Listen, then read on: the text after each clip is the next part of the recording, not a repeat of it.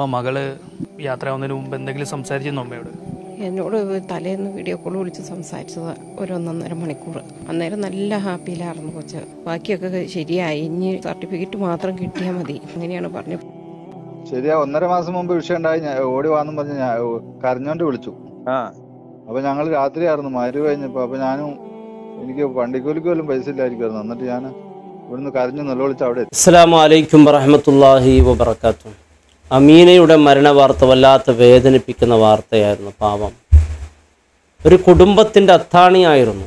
അമീന ജോലിക്ക് പോകും തന്നെ വീടിൻ്റെ പട്ടിണി മാറ്റാൻ വേണ്ടിയാണ്. തൻ്റെ കുടുംബത്തിൻ്റെ ഒരു അത്താണിയായിരുന്ന അമീന, ആരാണ് ഈ അമീന? ഒരു പാവപ്പെട്ട കുടുംബത്തിൽ ജനിച്ച മോളാണ്.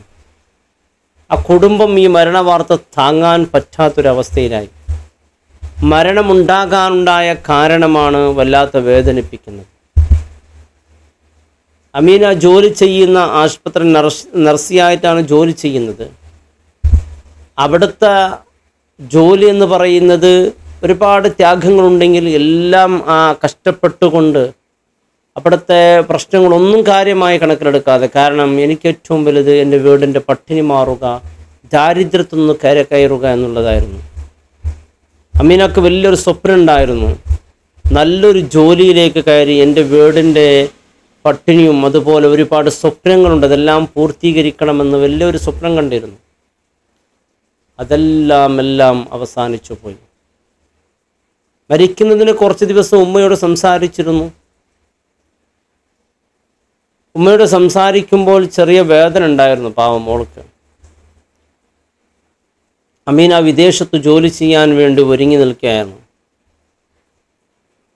അവസാനം ചില സ്വകാര്യ ജോലി ചെയ്യിപ്പിക്കുന്ന ചില ആളുകളൊക്കെ ജോലി ചെയ്യാൻ വന്നവരെ അടിമകളെപ്പോലെ കാണുന്നുണ്ട്. നാം അവരെ അടിമകളെപ്പോലെ കണ്ടാൽ, എൻ്റെ പ്രിയപ്പെട്ടവരെ, അള്ളാഹുവിൻ്റെ റസൂൽ സല്ലല്ലാഹു അലൈഹി വസല്ലം ജോലിക്കാരോട് എങ്ങനെ പെരുമാറണമെന്ന് വളരെ കൃത്യമായി പറഞ്ഞിട്ടുണ്ട്.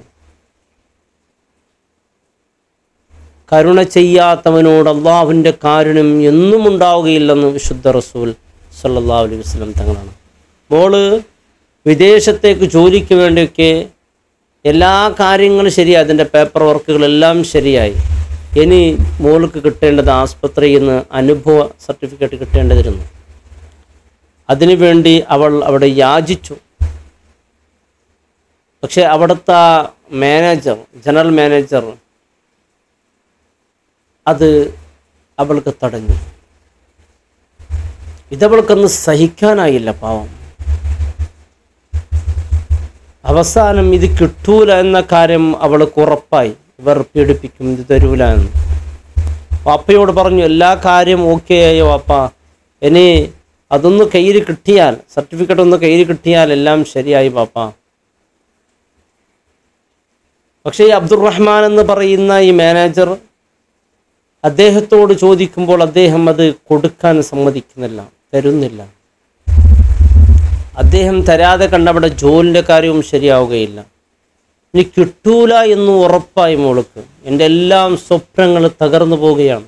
എവിടെയാണെങ്കിൽ ചെറിയ ശമ്പളം, 3000 2000 അത്ര ചെറിയ ശമ്പളമാണ്. ഇനി പ്രയാസമുണ്ട് ജീവിതം, ഇനി ഇതിന് ഒരു വഴിയുമില്ല എന്ന് മനസ്സിലാക്കി അവസാനം അവൾ അവളുടെ ജീവൻ ഒടുക്കി. യാ അല്ലാഹ്, എൻ്റെ പ്രിയപ്പെട്ടവരെ, ഇതിൻ്റെ ഉത്തരവാദികൾ തീർച്ചയായും ആ മനസ്സിനെ, ആ മോളുടെ മനസ്സ് വേദനിപ്പിച്ച അബ്ദുറഹ്മാൻ എന്ന് പറയുന്ന ഈ മനുഷ്യനാകൂല. പാവം, ആ പെൺകുട്ടിയുടെ എല്ലാ സ്വപ്നങ്ങളും തകർന്നു. അവൾ വിഷമം കൊണ്ട് സഹിക്കാൻ കഴിയാതെ, എൻ്റെ പ്രിയപ്പെട്ട പെൺകുട്ടികൾ ഇത്ര ജോലി ചെയ്യുന്ന സ്ഥലത്ത് ഇത്തരത്തിലുള്ള പ്രശ്നങ്ങൾ അനുഭവിക്കുമ്പോൾ പുറം ലോകത്തൊന്ന് അറിയിക്കണം. അതിലിടപെട്ടുകൊണ്ട് അതെനിക്ക് എന്തെങ്കിലും കാരണം നാം ഒരു കാര്യത്തിൽ തോറ്റാൽ അവസാനം നാം ജീവനൊടുക്കലല്ല ചെയ്യേണ്ടത്, നാം പൊരുതി നേടണമെന്നുള്ളതാണ്. അവർക്ക് മുമ്പിൽ വിജയിച്ച് കാണിക്കണമെന്നാണ്. ഇവൾക്ക് താങ്ങാൻ പറ്റിയില്ല. കാരണം ഞാൻ ഈ ദാരിദ്ര്യത്തിൽ നിന്ന് കയറൂല എന്ന് ഉറപ്പായി. കാരണം ചെറിയ ശമ്പളം കൊടുത്തിട്ട് കൂടുതൽ ജോലി ചെയ്യിപ്പിക്കുമായിരുന്നു. അവർക്ക് വലിയ പ്രതീക്ഷയെല്ലാം, സ്വപ്നങ്ങളെല്ലാം അവസാനിച്ചു എന്ന് തോന്നുമ്പോൾ വേറെ ഒരു മാർഗവുമില്ലാതെ അവസാനം ജീവനൊടുക്കേണ്ടി വന്നു. ആ പൊന്നുമോൾ, ആ കുടുംബത്തിൻ്റെ അത്താണിയായ, ആ കുടുംബത്തിൻ്റെ പട്ടിണി മാറ്റാൻ പോയ പൊന്നുമോൾക്ക് വല്ലാത്ത സങ്കടമായി അവസാനം അങ്ങ് ജീവനൊടുക്കിയെന്ന് പറയുമ്പോൾ ഈ അബ്ദുറഹ്മാൻ എന്ന് പറയുന്ന ഈ മനുഷ്യൻ ഇവരോട് ചെയ്ത ക്രൂരത പലയിടത്തുമുണ്ട്. ജോലി ചെയ്യാൻ വന്ന ആ ജോലിക്കാരോട് ചില അവിടുത്തെ ഉദ്യോഗസ്ഥന്മാർ, അവിടുത്തെ ആളുകൾ പെരുമാറുന്ന രീതി വളരെ മോശമായിട്ട് ഒരടിമയെപ്പോലെയാണ്. എന്തും ചെയ്യുമ്പോൾ ഇവരുടെ ഒരു അടിമത്വത്തിൽ എത്രത്തോളം എന്ന് പറഞ്ഞാൽ ചില ആളുകളുണ്ടല്ലേ, അവരുടെ വീട് ജോലി പോലും ഇവരെ കൊണ്ട് ചെയ്യിപ്പിച്ച് എന്തെല്ലാം രീതിയിലൊക്കെ മനസ്സിനെ വേദനിപ്പിക്കുന്ന രീതിയിൽ, അവരെ മാനസികമായി പ്രയാസപ്പെടുത്തുന്ന രീതിയിൽ, എന്തെങ്കിലും പറഞ്ഞുകൊണ്ട് അവരെ ഒന്നും എപ്പോഴും ആക്ഷേപിച്ചു കൊണ്ടിരിക്കുന്ന ആളുകളൊക്കെ ഉണ്ട്. തീർച്ചയായും മനസ്സിലാക്കണം, ഭൂമിയിലുള്ളവരോട് കരുണ കാണിച്ചില്ല എങ്കിൽ ആകാശത്തുള്ള റബ്ബ് അള്ളാഹു കരുണ കാണിക്കൂല എന്നാണ്. കാണിച്ചവരോട് അള്ളാഹുവിൻ്റെ കരുണ ഉണ്ടാകുമെന്നാണ്. ഇവരെ ഇങ്ങനെ പേടിപ്പിക്കാനും ദ്രോഹിക്കാനും ഇവരെ കൊണ്ട് അടിമ വേല ചെയ്യിപ്പിക്കാനും വളരെ സുഖമായിരിക്കാം. ഇന്നല്ലെങ്കിൽ നാളെ നീ മരണപ്പെട്ടു പോകേണ്ടവന്. ഇതെല്ലാം അനുഭവിക്കേണ്ടവരും എണ്ണി അനുഭവിക്കണം. ഇത് ദുൽമാണ്, ഇത് അക്രമമാണ്. അക്രമം എൻ്റെ പ്രിയപ്പെട്ടവരെ ചെറുതൊന്നല്ല. അക്രമത്തിന് ദുനിയാവിൽ വെച്ച് തന്നെ അള്ളാഹു ശിക്ഷ നൽകുമെന്നാണ്. മരണിച്ചാൽ ഭീകരമായ ശിക്ഷയുണ്ടോ? അല്ല, ദുൽമുൽമാതു യൗമൽ ഖിയാമ. പലയിടങ്ങളിലുണ്ട്. പെൺകുട്ടികളെ ജോലിക്ക് നിർത്തും, പാവം അവരെ കൊണ്ട് എല്ലാം ചെയ്യിപ്പിക്കുന്നവരുണ്ട്. അള്ളാഹു കാത്ത് രക്ഷിക്കട്ടെ. ചെയ്യിപ്പിക്കുമ്പോഴൊക്കെ സുഖമായി തോന്നും, അനുഭവിക്കേണ്ടി വരും പാവങ്ങൾ. പാവം ഇവരോട് പൊരുതാൻ എൻ്റെ വാപ്പാക്കോ എൻ്റെ ഉമ്മാക്കോ എൻ്റെ കുടുംബത്തിന് കഴിയില്ല. കാരണം ഇവർ ഉയർന്ന നിലയിലാണ്. ഇവരോട് എന്തു ചെയ്യാൻ നമ്മളെ കൊണ്ട് കഴിയില്ല. ഇനി ഏതായാലും എൻ്റെ സർട്ടിഫിക്കറ്റ് ഒന്നും തിരിച്ച് കിട്ടുകയുമില്ല. ഇനി മരണം വരെ ഇവിടെ അടിമയായി ജോലി ചെയ്യല്ലാതെ വേറൊരു മാർഗ്ഗമില്ല എന്നവളെ മനസ്സിലാക്കി. പലതും ചിന്തിച്ചു. അവസാനം ഇവർക്ക് മനസ്സിലായി രക്ഷപ്പെടാനുള്ള ഒരേ ഒരു വഴി മരണപ്പെടുക എന്നല്ലാതെ മറ്റൊരു വഴിയില്ല. അവസാനം മരണത്തെ തിരഞ്ഞെടുത്തു. എൻ്റെ പ്രിയപ്പെട്ടവരെ, ഒരാളെ കാരണം കൊണ്ട് ഒരു കുടുംബത്തിൻ്റെ അത്താണിയാണ് നഷ്ടപ്പെട്ടു പോയത്. എത്ര വേദനയായറിയോ, അസങ്കടമായെന്നറിയോ ആ കുടുംബത്തിന്. അള്ളാഹു ആ പൊന്നുമോൾക്ക് അള്ളാഹു പൊരുത്തു കൊടുക്കട്ടെ. ഇത്തരത്തിലുള്ള കാര്യങ്ങളെ പ്രോത്സാഹിപ്പിക്കലാണോ, ജീവനൊടുക്കൽ ശരിയാണോ എന്ന് ചോദിക്കുന്നവരുണ്ടാകാം. തീർച്ചയായും ശരിയല്ല എൻ്റെ പ്രിയപ്പെട്ടവർ. പരിശുദ്ധ ദീനിലൊക്കെ വലിയ കടുത്ത ശിക്ഷയുള്ള കാര്യമാണ്.